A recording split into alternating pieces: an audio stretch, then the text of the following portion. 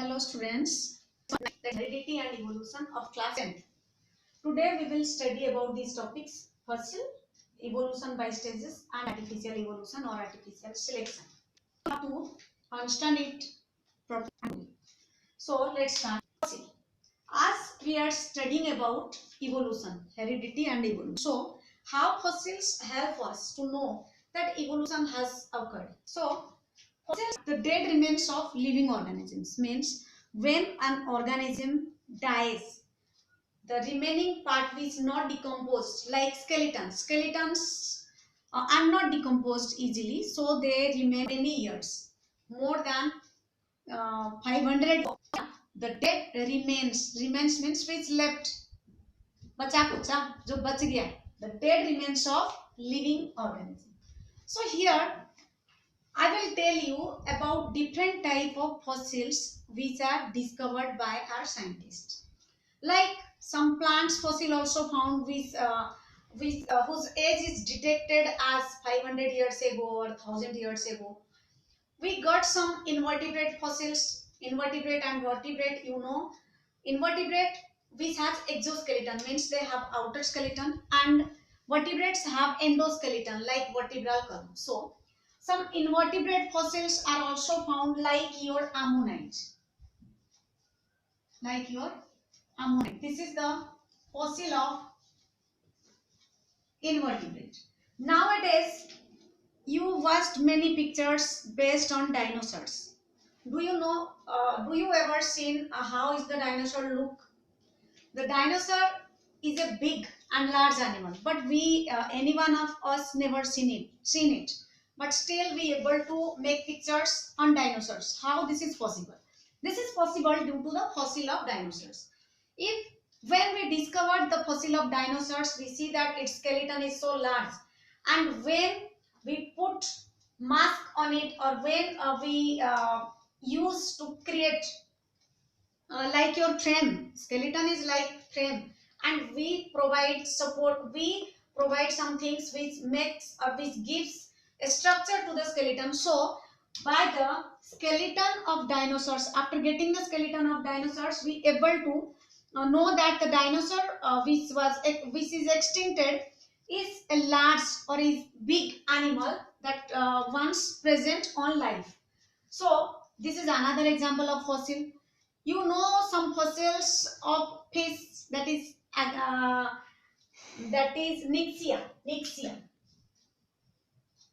Nixia is the fossil of fish. So different type of fossils gives us evidence about evolution, that evolution has occurred slowly or gradually over different time periods. So how we able to identify that which fossil evolved first and which last? Here is the technique used to decide the age of the fossil. One is carbon dating method. One method is used to decide the age of the fossil is carbon dating, and another is relative method.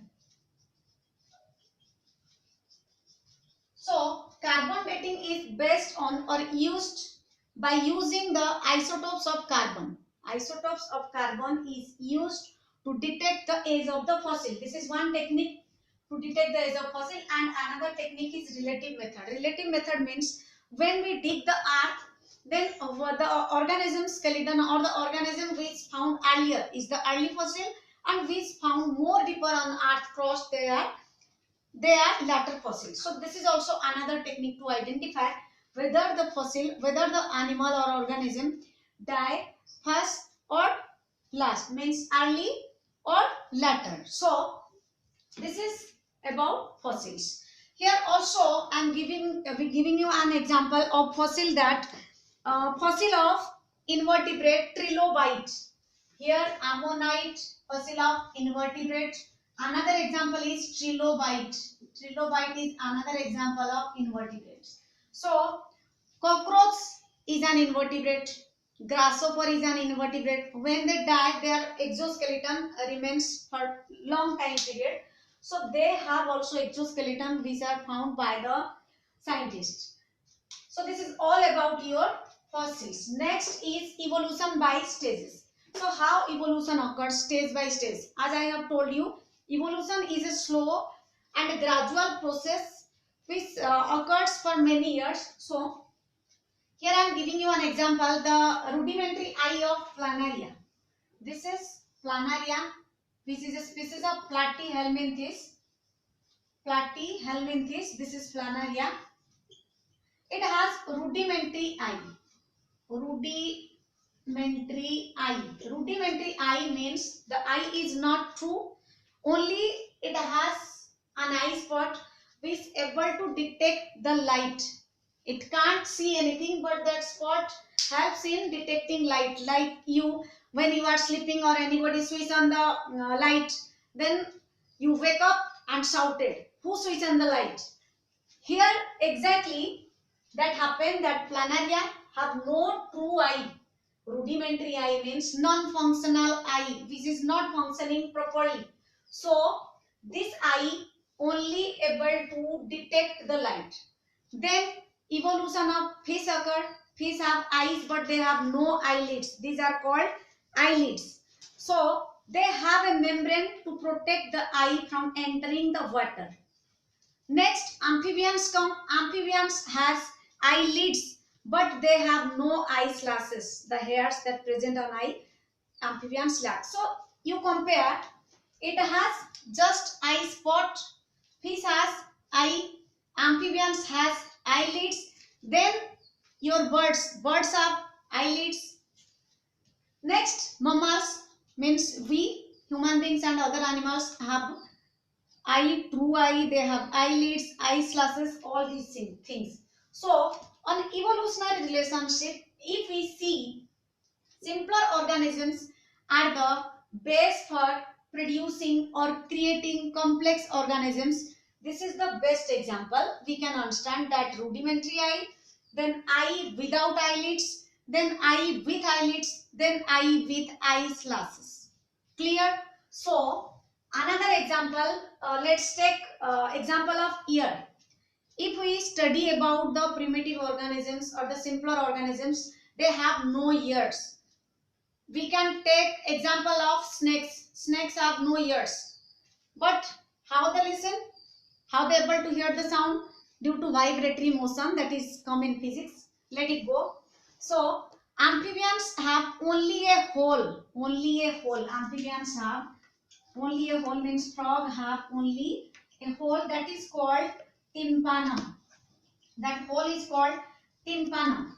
But when we come towards the mammals, all mammals bear external ear.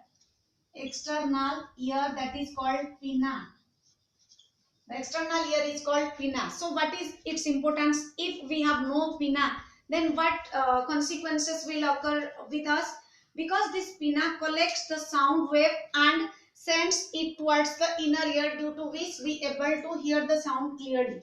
So these are the evolution that occur in us. And when we studied about homologous and analogous organ, in that topic also we able to understand that how evolution takes place stage by stage. So next is your Archaeopteryx. Archaeopteryx.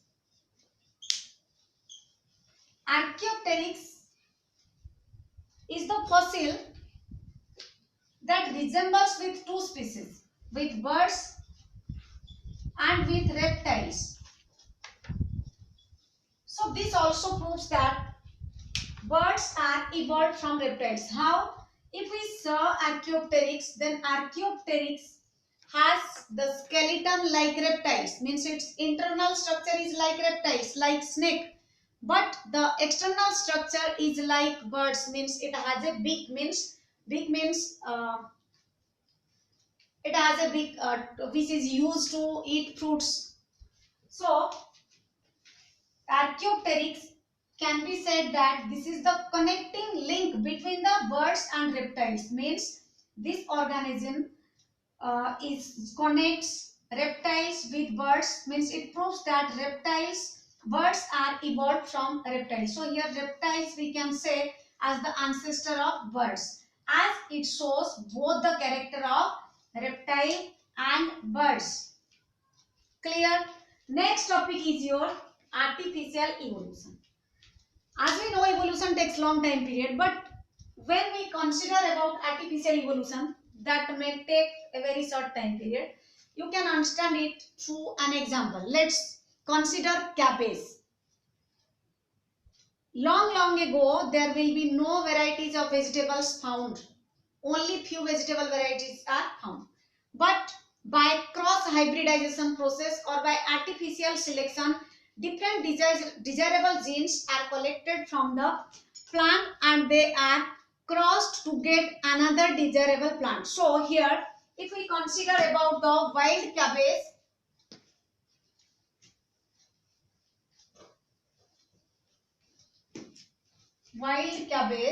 then we can see wild cabbage. From wild cabbage, there are many varieties of cabbage, gobi, are produced. Like your cauliflower. First, there was only wild cabbage, but nowadays the farmers able to produce many varieties by using the genes of this wild cabbage, the desirable genes of this wild cabbage. So one is your cauliflower, another is kale, next is cabbage, next broccoli,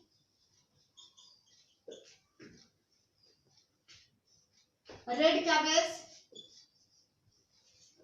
and kohlrabi. Look, these are the varieties now we are able to get are produced from the wild variety of cabbage. Means long ago only on earth one type of cabbage was found, but now through cross hybridization or through genetic engineering we can able to produce these varieties from a single variety. So this happened in a short time period because of artificial selection, as this is done by us human beings artificially. But natural evolution takes long time period, whereas artificial evolution take a very short time period. So what is cauliflower?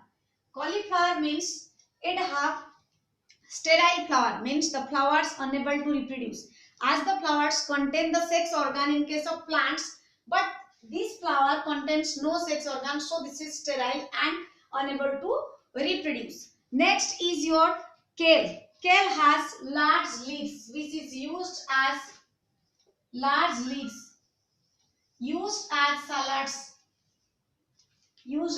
salads. Next is your cabbage, patta gobi.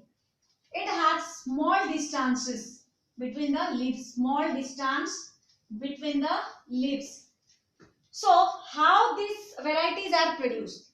The genes are selected and crossed. Suppose the genes from wild variety, the gene that contain the small gap between the leaves is formed or crossed to form cabbage.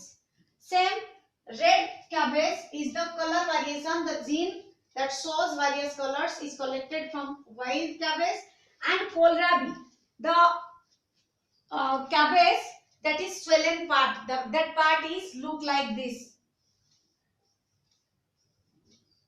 This is kohlrabi. So these are the varieties we can get from wild cabbage.